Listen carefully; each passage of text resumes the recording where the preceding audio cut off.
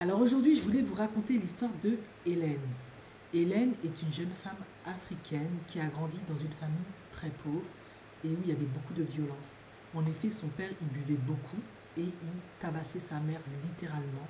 Et malheureusement pour elle, tout le monde se moquait d'eux et pensait qu'ils allaient jamais s'en sortir parce que, une fois n'est pas coutume, ils étaient beaucoup d'enfants. Elle était l'aînée et je crois qu'elle avait 7 frères et sœurs.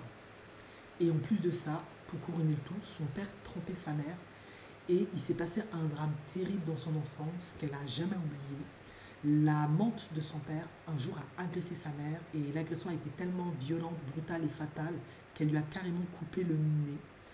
Et la mère s'est retrouvée à l'hôpital. Hélène pensait que c'était fini pour sa mère, mais en fait, elle avait juste été violemment agressée. Elle avait juste eu le nez coupé, plus d'autres blessures au couteau, machin. Vous vous doutez bien qu'après ça, ça a été un cauchemar. Parce que Hélène, tout le monde se moquait d'elle et de sa mère. Parce qu'il disait, toi t'as une mère au nez coupé, un père alcoolo. Et il se foutait d'elle. Du coup, Hélène, elle était désespérée. Elle essayait tant bien que mal de faire ses études, mais c'était extrêmement difficile dans un environnement aussi instable et dysfonctionnel. Donc, grâce à un professeur qui l'a aidé à payer certaines fournitures scolaires, ses tenues pour aller à l'école, elle a pu au moins finir le lycée, obtenir le baccalauréat. Mais au bout d'un moment, parce que son père étant tellement excessif, il les a littéralement foutus dehors, eh bien, c'est devenu compliqué. Elle, c'est pas grave, elle a quitté son petit patelin, elle est partie dans la capitale chercher du travail, parce qu'elle a compris, bah, de toute façon, je pourrais pas faire des études, je pourrais pas aller à l'université, c'est fini, il n'y a pas d'argent, ma famille est trop broke, trop compliquée, trop dysfonctionnelle, ça va pas, c'est du... Voilà, je vais me chercher et je vais essayer un peu d'aider ma mère. Elle a commencé en tant que femme de ménage. Bon, le premier employeur, ça a été compliqué, elle s'est fait un peu exploiter, puis elle a trouvé le second employeur qui était sympa avec elle, ils l'ont quand même soutenu, aidé. Et après, elle s'est quand même dit, mais je ne veux pas passer ma vie à être femme de ménage, je suis quand même intelligente, j'ai quand même un baccalauréat, je peux faire plus. Elle a changé d'emploi, elle a travaillé en tant qu'agent de sécurité, et là, elle était mieux rémunérée. Sauf que là où Hélène, elle a été bénie des dieux, c'est que c'était une très belle femme noire, elle était grande, elle était mince, tu sais, le genre de femme noire à la Nikki Todd que l'on aime, ben, vous pouvez voir sur la photo. Du coup, elle s'est dit, soit c'est elle qui s'est dit, je crois, ou on lui a dit, je sais plus trop, ben, j'ai peut-être essayé de faire du mannequinat. Donc, ben, elle est partie s'inscrire dans une agence. Je pense qu'avec le peu plus de salaire qu'elle avait, parce qu'elle gagnait quand même mieux, elle pouvait mieux aider un peu sa mère et surtout elle pouvait un peu mieux se payer ses petits trucs. Elle a dû faire un book, enfin ce qu'il faut. Et elle est rentrée dans l'agence, elle a commencé à faire du mannequinat. Et ben, ça a plutôt bien marché. Et grâce à ça, elle s'est présentée en tant que Miss Tesso, en tout cas c'est une de ses régions, et elle a gagné. Maintenant, elle devait toucher une certaine somme d'argent. Je crois qu'elle devait toucher 30 000 euros ou 10 000 euros. Enfin bref, un truc comme ça. Et du coup, comme elle avait ardemment envie d'étudier, elle savait que c'était le meilleur moyen pour s'en sortir dans la vie, vu d'où elle venait. Hein. Elle venait vraiment pas grand-chose, vous l'avez compris. Elle leur a proposé, bah, au lieu plutôt que de me donner cet argent, moi j'aimerais que vous m'envoyiez à l'étranger pour que je puisse obtenir mon bachelor en fait. Mon bachelor en relations internationales parce que c'est ce qu'elle voulait faire. Et de ce que j'ai compris, ils ont accepté.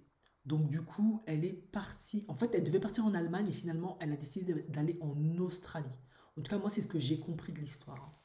Excusez-moi si peut-être je me trompe. Et du coup, elle a eu l'opportunité d'aller en Australie et de faire ses études là-bas.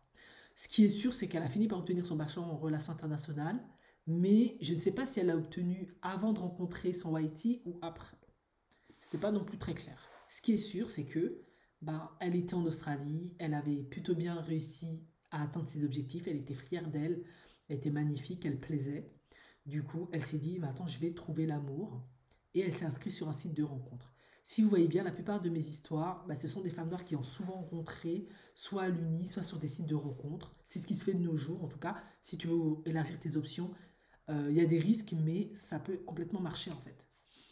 Et quand elle a mis son profil, etc., ben, elle est tombée sur Daniel, qui était un Australien de bonne famille, parent top, il avait fait de brillantes études, et il a tout de suite dit, moi quand j'ai vu les photos d'Hélène, et que, je sais pas si celle qui l'a checké ou lui il l'a checké, peu importe, je sais pas trop, je ne pouvais que être séduit, c'était l'attraction immédiate.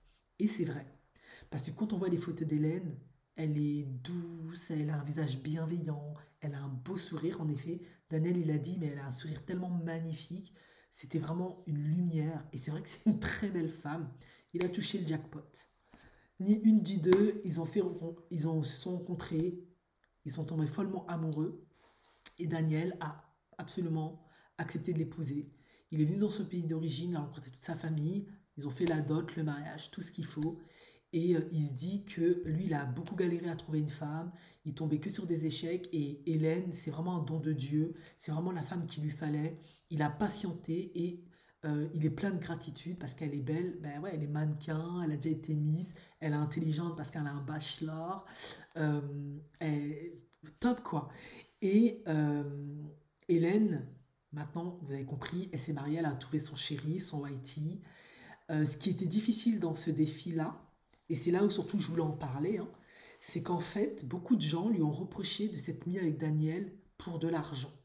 Pourquoi? Parce que Hélène vient d'une famille très très pauvre, ses parents ont pas grand-chose. Ils vivaient dans une maison vraiment pourrave, je crois que c'est même pas une maison. Bon, en tout cas, c'est les maisons du village, là, du bled, là, en, en- en paille ou bois, enfin, ou terre, je pourrais pas trop vous dire. Et le fait qu'elle se soit mise avec Daniel, en tout cas moi c'est ce que j'ai compris, si je peux me tromper, elle a pu leur construire bien la maison, elle a pu faire un beau mariage, elle a pu les soutenir sur plein de choses. Et du coup, les gens l'ont beaucoup critiqué parce qu'ils ont pensé qu'elle s'était mise en couple avec Daniel pour son argent. Et elle, elle n'est pas de cet avis. Elle dit non, moi je suis tombée amoureuse de lui, voilà, maintenant, si lui il nous soutient en tant qu'époux, en tant qu'homme qui m'aime, ben il n'y a pas de souci avec ça, quoi. Bon, vous connaissez un peu comment on est les Noirs, nous on n'a pas de souci quand l'homme nous soutient, paye la maison, etc. En fait, moi, ce que je trouve dégueulasse, c'est que quand c'est des hommes noirs qui épousent des femmes noires et qui aident la famille, comme ils le font beaucoup, certains, ils construisent la maison de ta maman, etc. On dit pas ça. C'est genre normal. Mais quand c'est un Whitey qui fait la même chose, tout de suite, elle est là pour l'argent. Bon, c'est un peu trop facile, hein. Il y a plein d'hommes noirs qui épousent des femmes noires et qui payent tout, qui donnent de l'argent. En tout cas, je sais que les West Staff sont connus pour exceller dans ça. Eux, ils entretiennent ta famille, ils construisent la maison de ta maman, ils font tout, tout, tout. En tout cas, les bons West Staff. Donc, voilà. Ils l'ont beaucoup, beaucoup critiqué pour ça, c'est beaucoup, beaucoup attaqué pour ça. Et bien sûr, elle a des traumas, elle en a parlé. En effet, père alcoolique qui tabassait sa mère, qui s'en prenait aussi à elle parce qu'elle était l'aînée, qui les a foutus dehors, qui a trompé sa mère a perdu son nez a été coupé à cause de cette violence qu'elle a subie aussi de la maîtresse de son père. Du coup, elle a expliqué que j'ai dû faire tout un processus de guérison pour pardonner à mon père parce que j'étais en colère, je lui en voulais, j'étais blessée, il nous avait détruites. Et elle a dû faire tout un processus pour essayer de faire preuve d'empathie, pour essayer de comprendre pourquoi son père avait fait tout ça.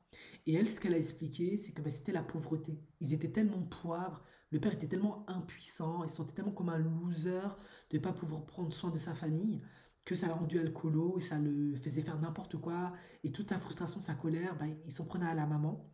Bon, en même temps, vous allez me dire, ouais, mais dans ce cas-là, fait pas autant d'enfants. Bon, c'est l'Afrique, hein, vous avez compris. Et du coup, son père s'est excusé auprès d'elle parce qu'ils étaient fiers qu'elle épouse un homme, un Whitey, qu'elle ait accompli tout ce qu'elle a accompli.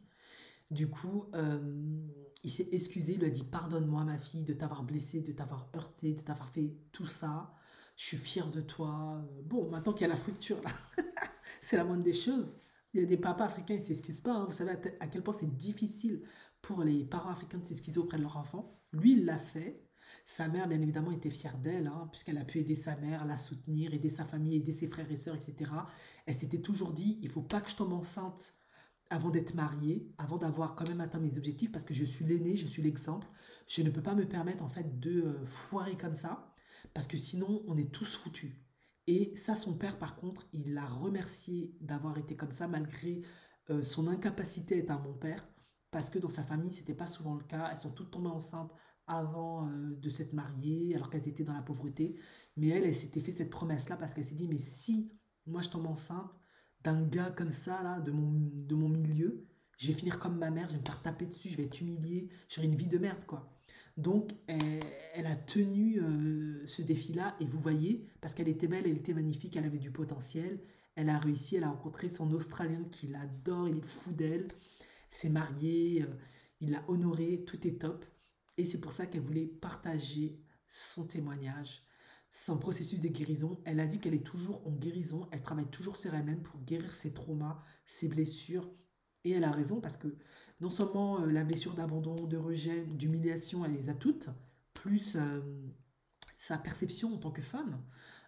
Sa mère a été profondément blessée, maltraitée, abusée, elle a perdu un nez, ça altère complètement ta perception en tant que femme de l'amour et l'estime de toi-même, et surtout la colère. Tu éprouves beaucoup de colère à l'égard de ton père, probablement à l'égard des hommes, etc. Et ça se voyait durant l'interview que parfois c'est un peu compliqué dans leur relation parce que, avec toutes les émotions, les souffrances, les traumas qu'elle a, parfois ça peut être un peu challengeant pour Daniel. Mais comme Daniel, il est doux, il est patient, il aime, bah, apparemment, ça lui donne le courage de travailler sur elle-même, de guérir, d'être une bonne épouse, que ça fonctionne. Et je voulais vous partager le témoignage de Hélène.